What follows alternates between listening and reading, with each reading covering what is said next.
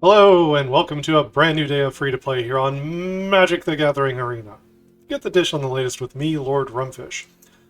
This is the next segment of the Deck Building Toolbox. We're looking at Red from Murders at Karlov Manor. So, what new tools does Red offer us to fill our toolbox with? We're not looking for specific decks. We're looking for cards that go in a wide variety of different decks for various applications. Let's get into it. Convenient target. This is almost good enough, I would say, for aggro. There's a couple of maybe slightly more pushed options than this one, but it gives it something +1/+1 for 1 mana. It also gives it Menace. It can't block, which usually the kind of deck that wants to play this effect doesn't care so much about blocking. And if you get into a stalemate, if you get into a longer game, you can regrow this back from your graveyard. That's not as crazy as it sounds. There are times where, the aggro deck draws a few too many lands, runs out everything from their hand, and you get to where you got 4 mana open.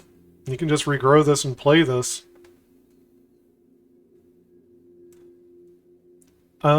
Seems like a useful tool. There may be better cards, but it's also got some aura synergies and other things going for it.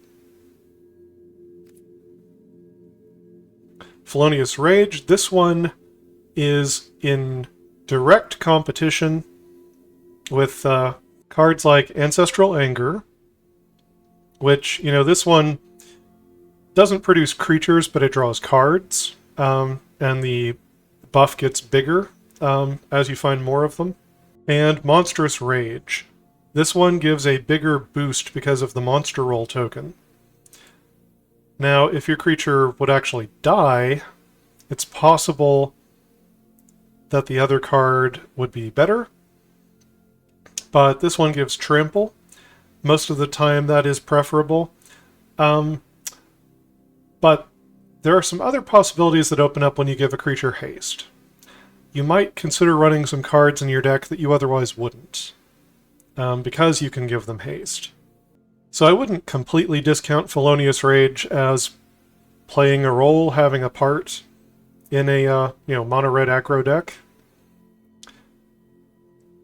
I think there are things you would like to give haste to sometimes, and occasionally some board states it might be better to have the creature die off and then produce a 2/2 that you can block with. That does change up the math in terms of racing with the opponent. You have something on blocks. So, it's not the worst. Frantic Scapegoat. This is playable. It's a 1/1 with haste. It actually has Menace because it's suspected. So this is very likely to chip in for damage in the early game. And then one time, it can give away its suspected nature to another creature. Once you've done that, it can't do it again.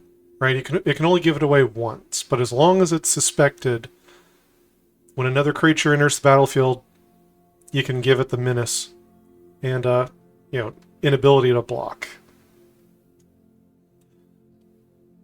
I really think this card is probably good enough. I don't know that you run it over some of the other 1-drops in red, unless you're going up on the number of 1-drops. That is a possibility. You could go down on the number of lands, down on the 3-drops and things, up on the 1-drops. And this might have a place in a deck like that. Goblin Maskmaker. This seems like an awkward way to try to get the mana you need to get a face-down thing early. Because if you're on the play, then sending this in to die, just so you can play a morph for 2, is maybe not a great exchange. Maybe not a good use of a card. It looks great when you're running downhill and you go first and they don't have a blocker. But there's enough problems here, right? What if you don't have it in your opening hand? What if you go second? That I call me unimpressed.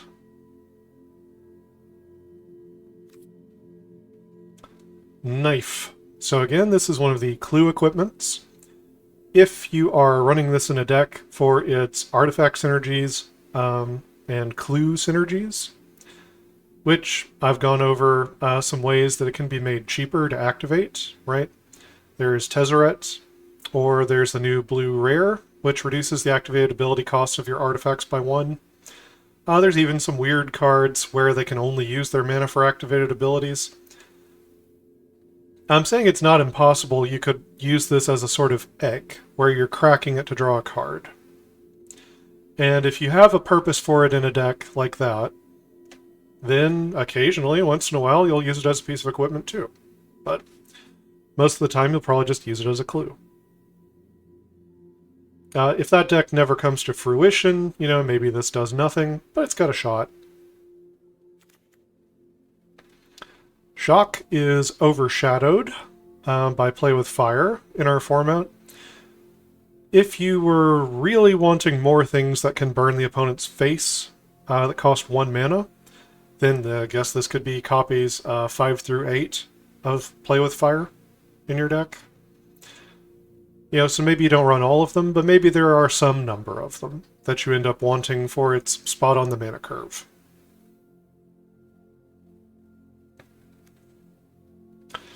Concealed Weapon, this is mostly interesting because it can be a creature, and it can flip up to stop being a creature, so it can, you know, block something, and as long as it wasn't trampling, all the damage is prevented. You don't lose anything in the process. And you get to attach it to something when you flip it face up. For giving +3/+0, 2 mana is actually not a terrible price. You know, 2 to play and 2 to equip. If you're shoving this thing onto a lifelinker or a double striker or something, it's actually not that unreasonable of a mana cost.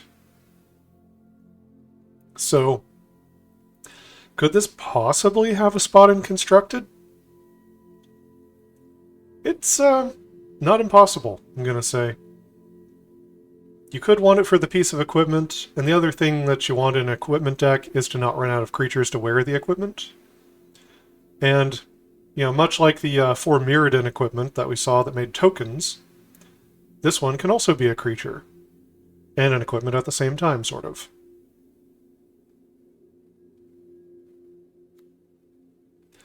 Connecting the dots. This is pretty strong and limited.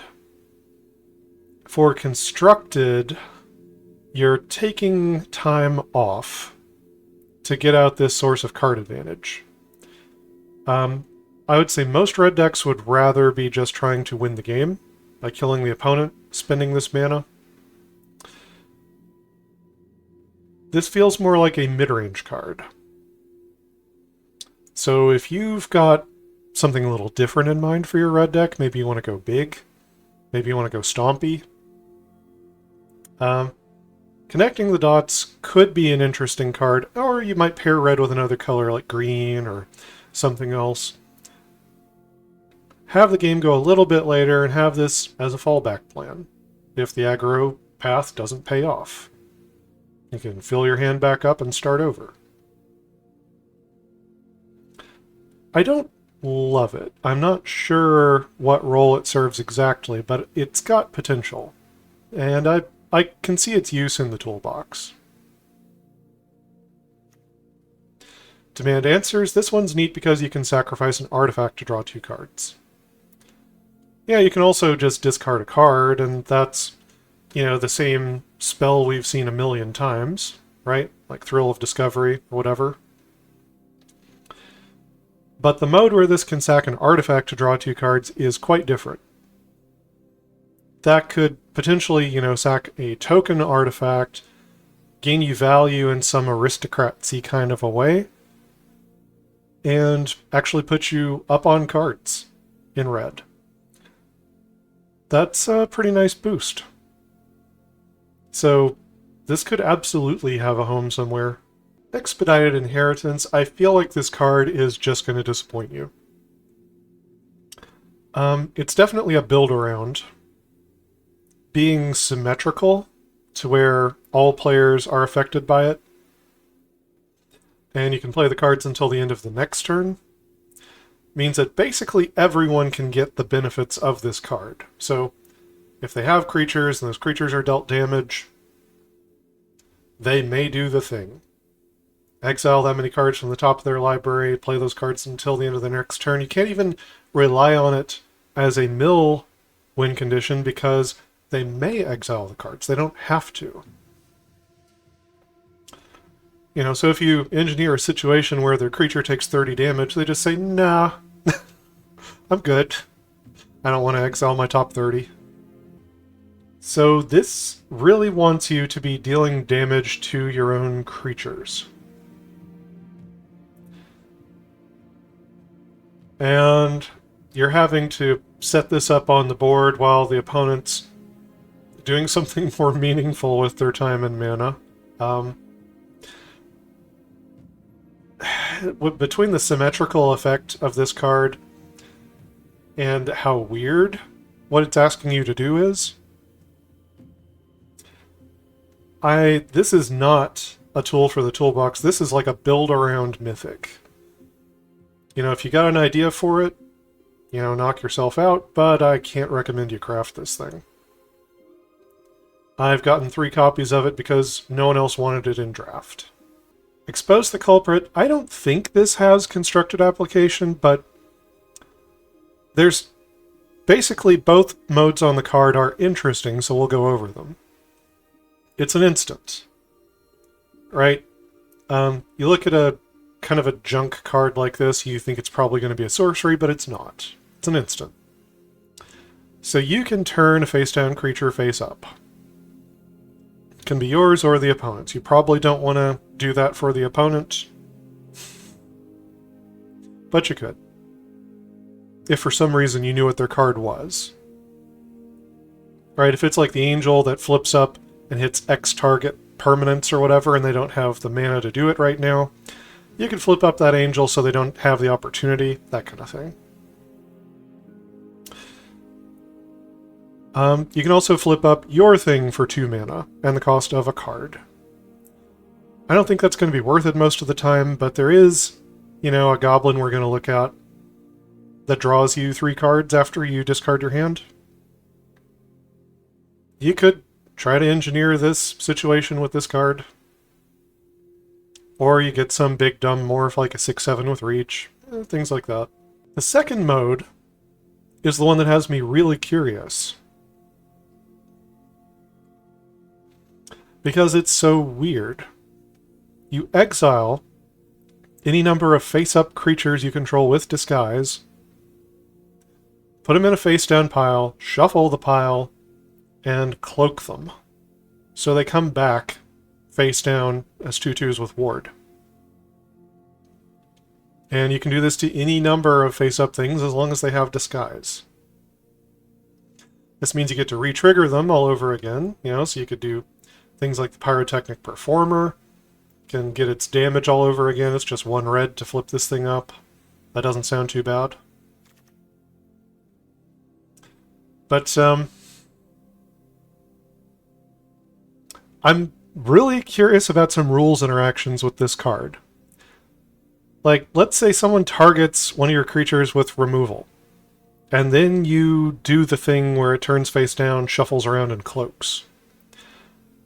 Does it lose its target because you shuffled the pile, and they no longer know which one is which, or does the spell remember? Does the spell still target it no matter how it's been shuffled? If the spell does still target it, do they now have to pay the ward? Or do they only have to pay the ward if what they were initially targeting had ward? You know, like, is it only a trigger that when the spell first targets it, they have to ward? Or does it, you know, if it gains ward, in response, does that mean they're now going to have to pay ward or get countered? I'm curious. I don't know. I don't know what it would do. I guess if there are enough creatures that cost 1, 2, and 3 mana that you could turn face down, you could make an Expose the Culprit deck and have this as a really funky trick. And I'm half tempted to try. Obviously, the applications of this card are extremely narrow. I cannot recommend it for the toolbox, but it gets me thinking. It's a head-scratcher. Alright, so this is the little goblin that draws you 3 cards. Alright, so you get a 2/1 for 2, Prowess and Haste. Or you can disguise it, flips up for 6, but that costs 1 less for each instant and sorcery in your graveyard. So, you know, in a Prowess deck, it's not unreasonable. You probably have a bunch of instants and sorceries in your graveyard. You know, it could be mono red, could be blue red. And then when you flip this face up, discard your hand, draw 3 cards. Seems pretty reasonable all the way around. If you like Prowess decks, then this feels like it's at least worth experimenting with to see if it gets there. And in any red deck, this could be a card that says, draw 3 cards. You might have to discard 1 or 2, you might have to pay more than 1 red sometimes, but at the end of the day, this thing says draw 3 cards in red. And I think that gives it some utility in the toolbox. It's one of the rare disguised creatures that might be worth it. Galvanize. So, there's a lot of different red removal spells in the format. Right, Witchstalker's Frenzy is a 4-mana instant, but it's cheaper for the number of attacking creatures. You or the opponent, I believe. Deals 5 damage to a creature. This one only deals 5 if you've drawn 2 or more cards this turn. Now, I'm not saying you might not want this for a deck. If you've got a deck where you are trying to consistently draw 2 cards, then sure. It's pretty easy to trigger on your turn, you just have to draw 1 extra. Harder to trigger on the opponent's turn. But not impossible. It's fine, it's serviceable burn. It would be far, far better if it could hit Planeswalkers, though.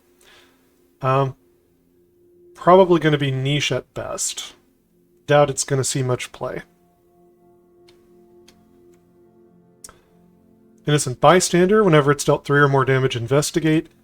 This could be just a little bit interesting and constructed, because a lot of aggro decks are good at pumping their creatures.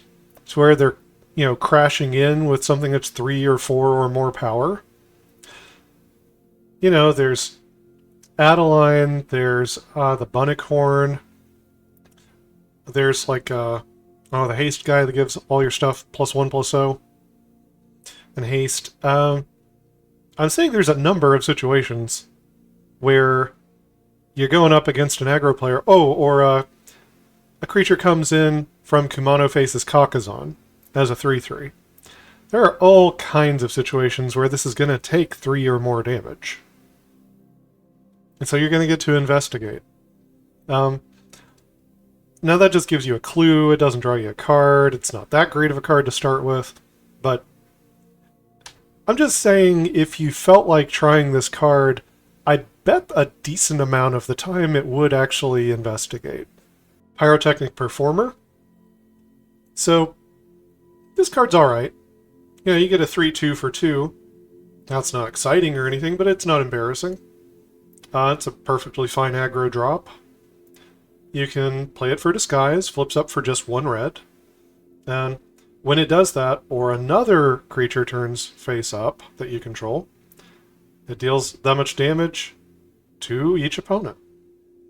So, you know, you had to play this as a 2/2 for 3. That's not great. Then you have to invest another 1 red, but when you do that, it bolts the opponent's face for 3 damage. And that's kind of neat. And then if you have more morphs in your deck, you could get more bolts to the opponent's face. In fact, this card in particular looks dangerous in multiples, right? Once you've got the second one that flips up, right, while you've got the first one that's face up, that's 6 damage to the opponent's face, not counting attacks or anything that turn. So, yeah, it gets scary in multiples, for sure. That damage adds up. Is that good enough to get it to see play? Are there any other disguise creatures you want to run? Maybe if you can get this goblin down to 1 mana to flip up? We'll see. It feels a little narrow, but at the floor, at the absolute floor, you can either get a 3-2 for 2, which is okay, or you can get a 2-2 for 3, which flips into a 3-2 and bolts the opponent's face for 3, which is also not great, but okay. Anything that goes straight to the opponent's dome is at least a consideration. So, I'm not going to tell you to run out and craft it, but I don't think it's terrible either. Reckless Detective. So, red and 1. We got a Devil Detective. It's a 0/3. Whenever it attacks, you may sacrifice an artifact or discard a card. So again, this gives you like an artifact synergy, which is kind of neat. If you do, you draw a card, and this gets +2/+0 until end of turn. So if you're using this guy to burn up token artifacts and stuff, and draw you cards, then that's pretty good. Attacks as a 2/3, which is totally fine. Turns on your artifacts synergies in a deck, kind of like, you know, Rakdos Anvil. And could go into some other lists as well, as long as you got some artifacts kicking around. You can just use it to discard cards, you know, to rummage. So all the way around, this card is fine. It's just not quite as exciting as a lot of other 2-drops in red. I think this card's good. I think this card's even playable, but is it the best? I don't think so. I think you can have fun with it, though. I think it would, at 2 mana, with this ability, I think it could actually power a deck. And could give you a good time. Red Herring, 2/2 with haste. Attacks each combat if able. You also pay 2 and sack it to draw a card, because it's a clue fish. 2/2 with haste for 2 is actually playable in red aggro. There are better 2-drops in red, right? You've got the one where you can pay an additional 3 mana and cast a cheap spell out of your graveyard without paying its mana cost, and comes in with +1 counters. You've got Felden, who will crash in, and, you know, if he gets damaged, then you get free spells. He can't even block. This thing could block if you play it post-combat. So do you need the Red Herring? Probably not, but those other cards I just mentioned are mythic and rare, respectively. This one is a common. If you are a new player and you're cobbling together your first red aggro deck, a 2/2 haste for 2 is one of the things your deck wants. This does that. And you do have an out where if it just cannot profitably attack, you can sacrifice it to draw a card. You could also just, you know, surprise pump it up with pump spells and things, and suddenly maybe it can attack profitably. It's better than it looks. Fine if you got a small collection. Vengeful Tracker. Human Detective. 2/2 for 2. Whenever an opponent sacrifices an artifact, this deals 2 damage to them. It's a little narrow. There are a lot of ways to sacrifice tokens in Standard. Treasure is a big one. A lot of people do use Treasure. There are clues, of course. There are map tokens. There are blood tokens. all of those sacrifice. So it's not that this card has no play. It's just, it's a narrow enough effect that if you're concerned about an artifact deck of some kind you're going up against, this is like a sideboard card. You sideboard it in. If you know that the opponent needs a bunch of mana from treasure, then this could be the nail in the coffin. You pull this in from your sideboard in games 2 and 3, and now you're punishing them for their treasure ramping. I don't think it really gets there in best of 1. Case of the Burning Masks. 1 red enchantment case. When this case ETBs, it deals 3 damage to target creature an opponent controls. That's okay. It's not great for the mana cost. Sorcery speed. To solve, 3 or more sources you control dealt damage this turn. This thing counts as 1. So if you have 2 creatures in play, you can solve it. It's not hard to solve. So what do you do once it's solved? You can sacrifice it, exile the top 3 cards of your library, choose one of them, you may play that card this turn. So don't do this on the opponent's turn unless most of your deck is instants.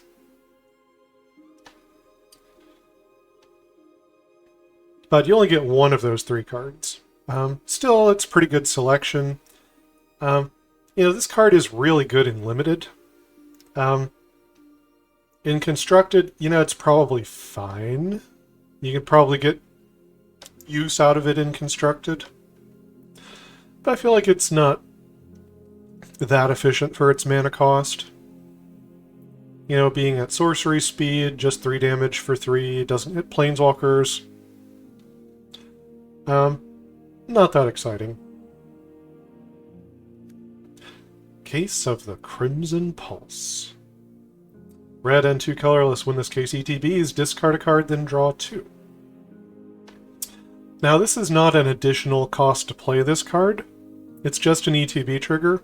So if your hand is empty, you discard nothing, then draw 2 cards. So normally, this is like a rummage type of thing, where it doesn't actually put you up a card. But if your hand is empty, then yes, you draw 2. To solve this, you have no cards in hand, which, the ETB actively fights you on. Once you get it solved, at the beginning of your upkeep, you discard your hand and draw 2 cards, and that is potent. Right? That plus your card draw for the turn means you're seeing 3 cards a turn for the rest of the game. So if you had 2 of them solved, here's the issue. Right, both of their upkeep triggers would go on. You draw 2 from the first one, right? Discard your hand, draw 2. Then the second one's trying to make you discard your hand. So the only things you can play then on your upkeep are instant speed. So actually, having more than 1 solved is not that great. Would fill up your graveyard very quickly, though. But yeah, this card seems like it's got a lot going for it. I like the immediacy of, coming down and doing something right away when it ETBs. It could help you in a reanimator deck, filling up your graveyard for other purposes.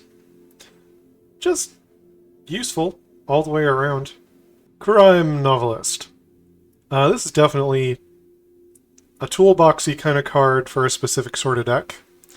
You get a 1/3 for 3. Whenever you sacrifice an artifact, put a +1/+1 counter on this and add red to your mana pool. So this one is pretty neat. This makes all of your treasure tap for 2 mana, 1 of any color, and then plus red from the Crime Novelist. If you had the new blue rare, that reduces the activated ability on artifacts by 1, then you could start taking things like clues and sack them for 1 colorless and then get back a red for having done so, which goes mana neutral at that point. So there's some interesting deck building ideas that Crime Novelist starts bubbling up with. I don't know if it's good enough, but I could see more than one type of artifact deck that could put this to use. So, and it's just an uncommon. So I think it's a pretty good tool for the toolbox. Gearbane Orangutan. It's a 2/2 for 3. It's an ape. Has reach, sneaky reach. And when it ETBs, you choose one. You can blow up an artifact. Not bad. There tend to be a lot of targets going around in Standard.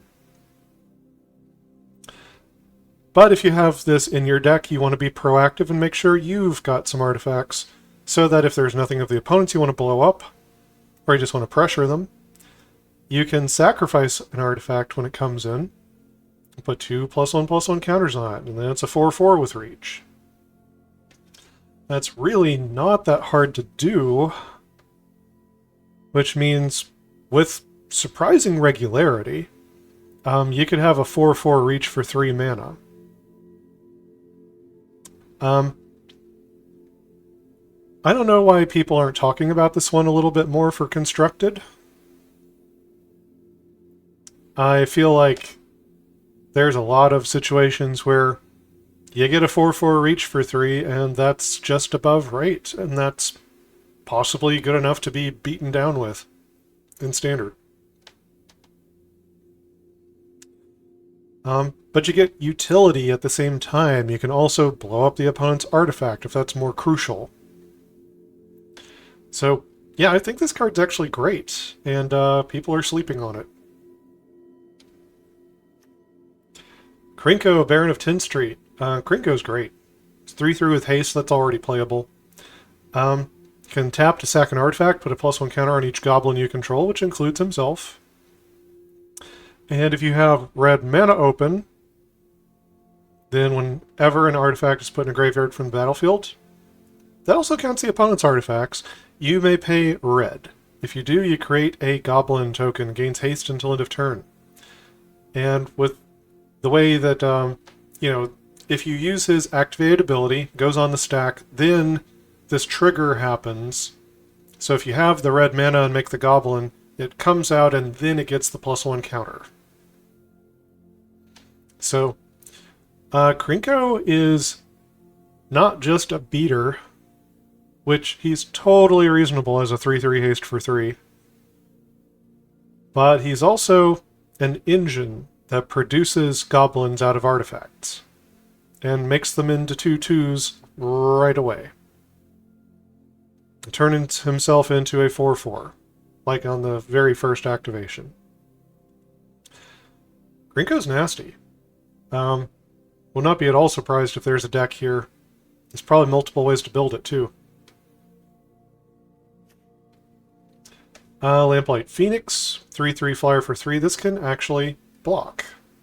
There's been a lot of red Phoenixes lately that can't block, enter the battlefield tapped, which, when this one dies, it comes back tapped.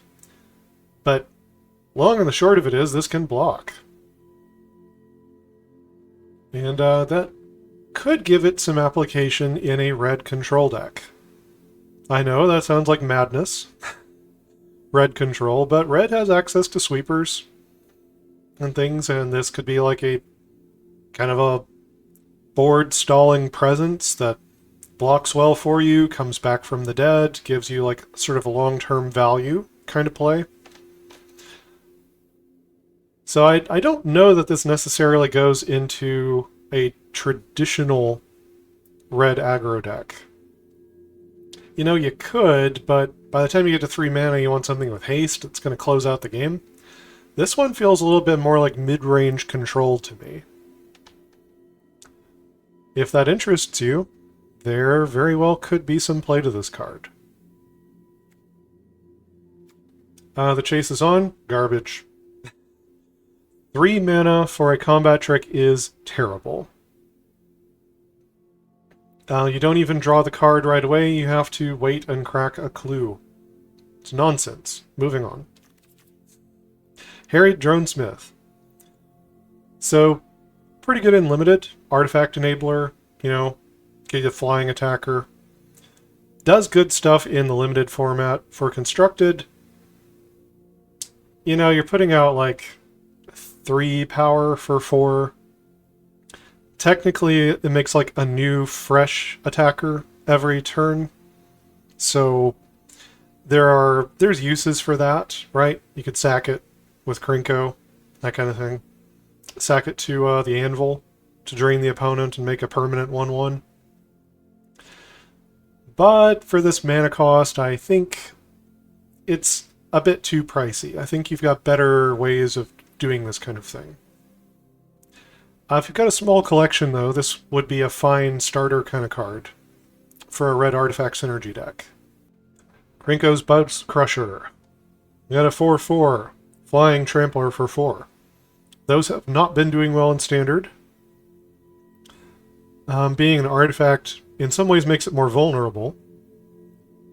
However, when the CTBs, for each player you can destroy up to 1 non-basic land that player controls. Which means if you wanted to, you could target yourself, maybe just to thin your deck or something. For each land destroyed this way, its controller can search for a basic land, put it on the battlefield tapped, then shuffle. So, mostly this is a way to get rid of one of the opponent's problematic lands, like a creature land, or, you know, Mirex that can produce might tokens and stuff. If you go far enough down this rabbit hole, you could run them completely out of basics. And then it just becomes straight land destruction. That's kind of neat. I am a little evil. I enjoy land destruction. I don't love counterspell so much. I don't love discard so much. I do love land destruction. I've been known to play it in the past. So this card has me interested for its land destruction qualities. Can it go in a wide variety of decks? Sure. You know, every deck could maybe use a silver bullet that can get rid of the Mirex or a creature land or something. 4/4 Flying Trampler is not embarrassing by any means. It's something that can close out the game. As long as you take out a high-value land when it ETBs, it's doing its job. I guess the problem is when you run into like a monocolor deck that's got like all swamps, all plains, all forests, something like that. You don't blow up anything and the opponent just finds a way to remove this. That's when it's not so good. But I do think this is a useful tool for the toolbox. Person of interest. You got a human rogue. ETBs, you suspect it, and you make a 2/2 white and blue detective creature token. So, a couple interesting things here. I'm not going to tell you that this card is like standard playable and all of that. It's fine, but it's not really good enough. But you get 2 bodies, 4 power. You get a human and a detective. And you get permanents that are red, white, and blue. You get 3 colors of permanents out when you play this card. So,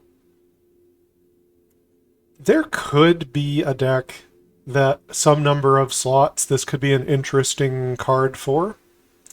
If you're trying to put 5 colors of permanents into play, if you're trying to get detectives out, if you're trying to get humans out.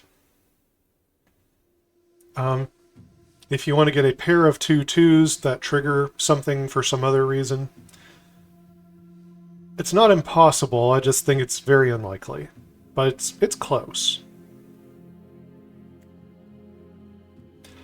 Anthrax Rampage. So you destroy all artifacts you don't control, and exile the top X cards of your library, where X is the number of artifacts that were put into graveyards from the battlefield this turn. So, it's not destroying your artifacts, but if you're sacrificing them anyway, right? Like you sacrifice a bunch of treasures, blood tokens, clues, those all count towards X. You may put a creature card exiled this way onto the battlefield, gains haste, return it to your hand at the beginning of the next end step. So it just lets you look deeper into your library. And those cards stay exiled other than the one creature you get.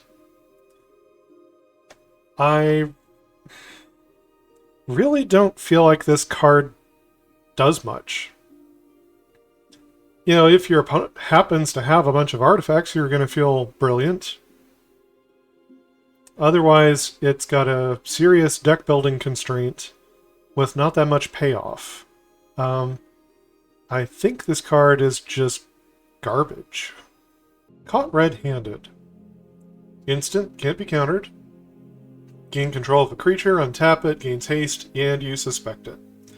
So this is a 5 mana instant speed threaten.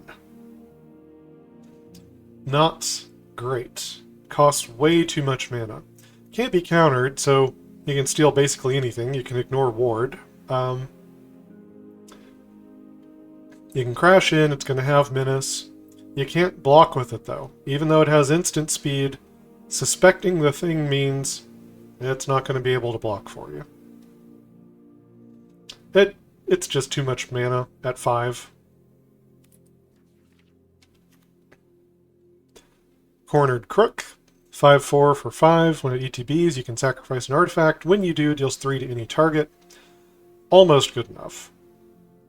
It's actually surprisingly close. So this can, you know, enter the battlefield, sack an artifact, burn out a blocker, creature of the opponent's, crash in, you know, or it can go to their face, burn out a planeswalker. It's actually a useful ETB trigger. It's just, I feel like it doesn't do quite enough for being 5 mana. It's only an uncommon, though. This one feels right on the cusp of playability, but I don't think it's quite there. Offender at Large, this is way too much mana. Now this is a limited card. Rubble Belt Braggart, again this is a limited card, doesn't do enough for constructed. Suspicious Detonation. So it can't be countered, deals 4 damage to a creature. We wouldn't be talking about it except it costs 3 less to cast if you've sacked an artifact this turn. Now this card in particular doesn't give you any way to do that. But if you have some treasure or something laying around, then you could play this as a 2 mana sorcery that can't be countered that deals 4 to a creature. Would that be good enough? I think it's a few too many hoops to jump through. It's not terrible in that mode, but sometimes you're not going to be able to set it up. And sometimes 4 damage isn't going to be enough. You won't kill a Shoulder. So, I don't think this gets there. Bullrat Clan Basher. Too much mana, too easy to kill. Double Strikers are nasty. Trample's a good ability, but it's too fragile and too expensive. Incinerator of the Guilty. I wouldn't run this card unless you can give it haste. If you can give it haste, it reduces the likelihood that the opponent can stop what you're doing. And if this thing flies in with haste, tramples in, hits the opponent, then you can collect evidence X that deals X damage to each creature and planeswalker that player controls. Which could just be a one-sided board sweeper. So, again, if you can give this haste, could be amazing. If you cannot give it haste, don't bother. I don't think it just slots into any old deck. I think you really need to be building around it to try to get it in there the turn you play it, if you are interested in this card. Torch the Witness. Red and X sorcery. It deals twice X damage to target creature. If excess damage was dealt to that creature this way, investigate. Okay, so For 2 mana, it deals 2 to something. For 3 mana, it deals 4 to something. For 4 mana, it deals 6 to something. So at the point you play this for 4, you're killing most of the creatures in Standard. And when you play it for 5, you've gotten all the way up to burning out things like Atraxa. So I think this has some play if you have like a red control deck. It's not something aggro is looking for, I think. I don't know if aggro can reliably get to 4 mana. But a red control deck could potentially use this to burn out a big thing that got reanimated from a graveyard or whatever, and you also get a clue, so it gives you, a replacement card eventually. So, removal spell that replaces itself with a card draw, that's pretty good. It's for a kind of deck we haven't seen in a while, but I think it could be a useful tool in your toolbox. Gadget Technician, I covered this in blue. This one's close to being playable. It's not quite there. So, it's one of the better commons for limited. It's, I feel like it's just shy of being able to make it in constructed. There are just better things to do with your mana. It's not embarrassing. It does impact the board. It does do nice things, but it's not as good as other things you could have been playing. Shady Informant is too expensive, really. It is nice that it can trade up, right? It can deal 4 to something and then another 2. Or it could deal 4 to something and then 2 to something else. It's far too much of a mana investment, and the opponent might blow out your trick to where you don't pull it off. It's just putting too many eggs in one basket for this much mana. Riftburst Hellion is enormous, but that's about the only thing to say about it.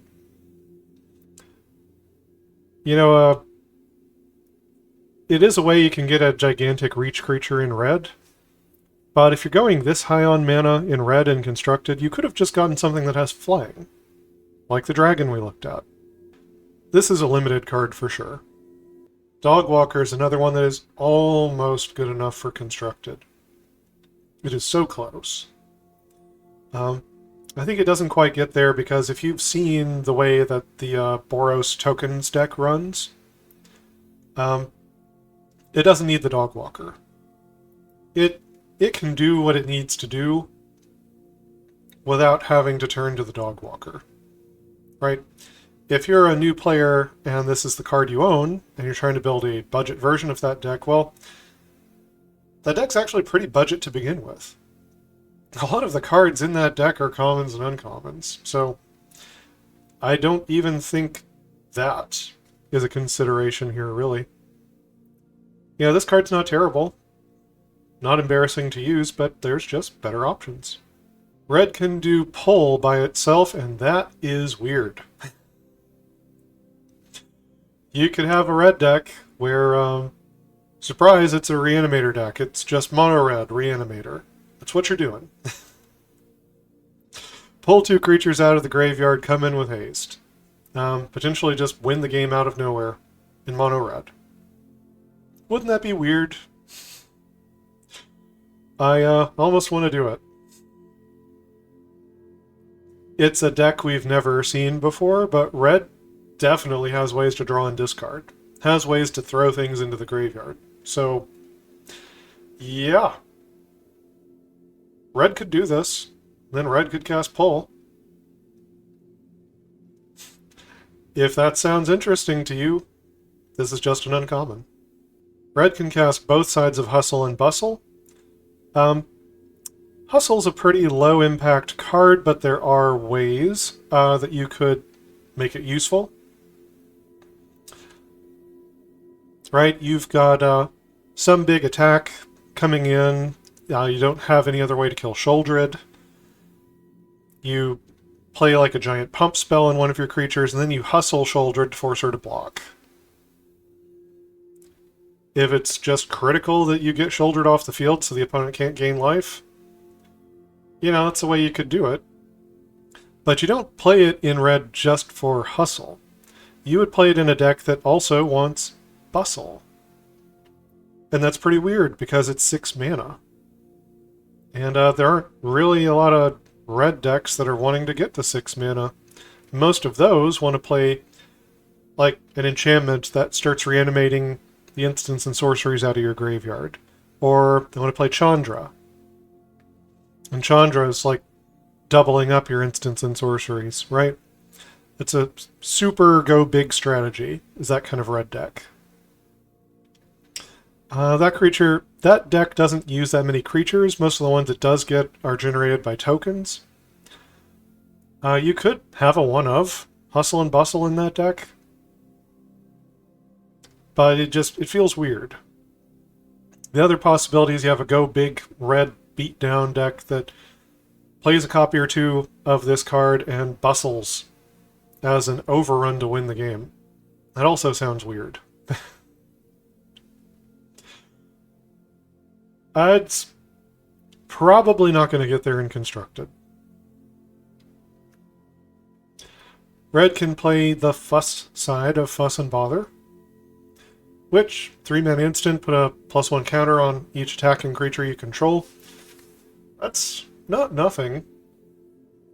But there are some other red pump spells for 3 that I think are better than Fuss. Yeah, they don't necessarily do +1 counters, but they can give +2 power, which makes it more likely you just kill the opponent that turn.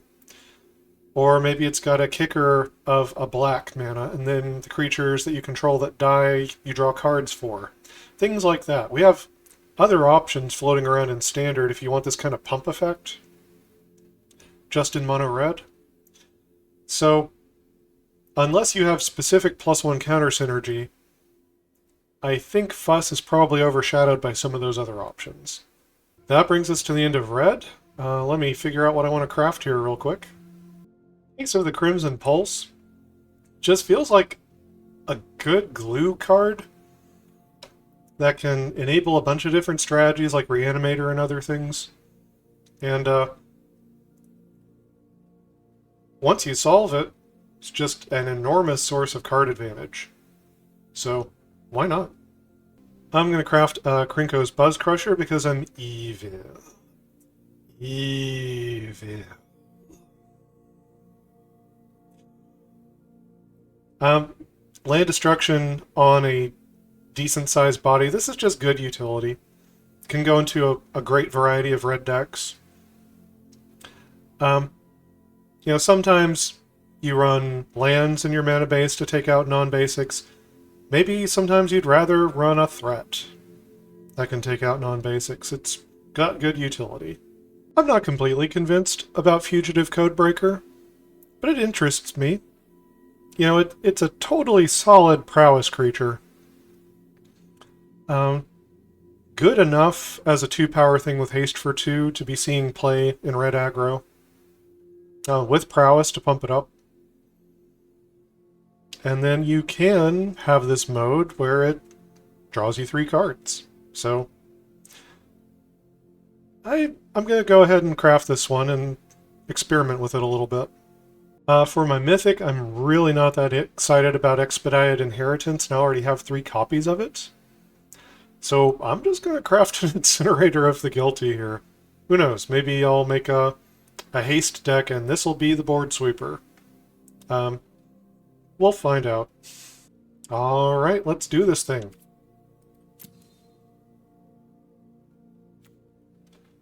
So, join me next time. We'll be diving into my favorite color, green, see what it has to offer for Murders at Karlov Manor. And after that, we'll finally wrap up this series at multicolor.